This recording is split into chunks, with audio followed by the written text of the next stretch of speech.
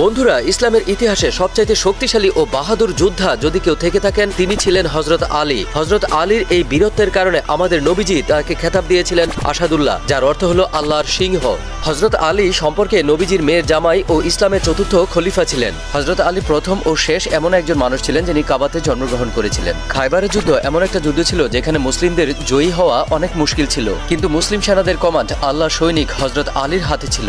1600 মুসলিম যোদ্ধা নিয়ে হযরত আলী খায়বারের 14,000 সিপাহীকে পরাজিত করেছিল।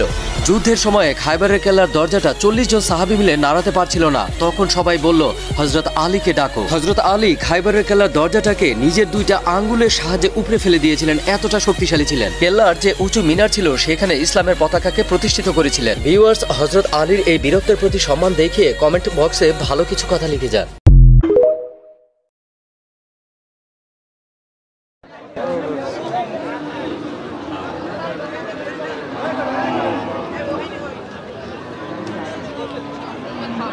খালি মানুষ আর মানুষ, একসের মানুষ।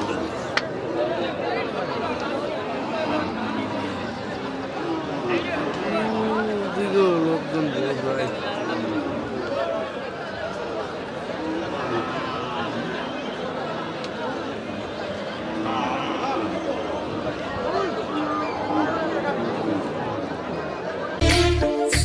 কি দেখেন, তাকাই থেকেন না, মায়া করে যাবেন।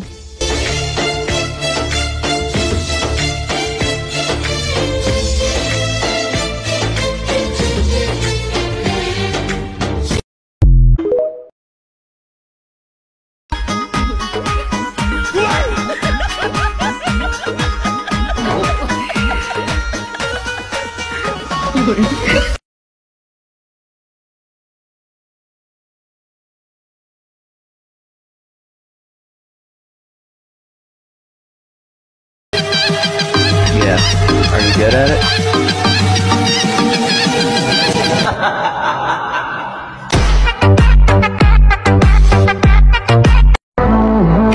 আমাকে নিয়ে যারা সমালোচনা করে তাদেরকে আমার খুব ভালো লাগে, কারণ তারা নিজেদের কথা কম ভাবলেও আমার কথা একটু বেশিই ভাবে।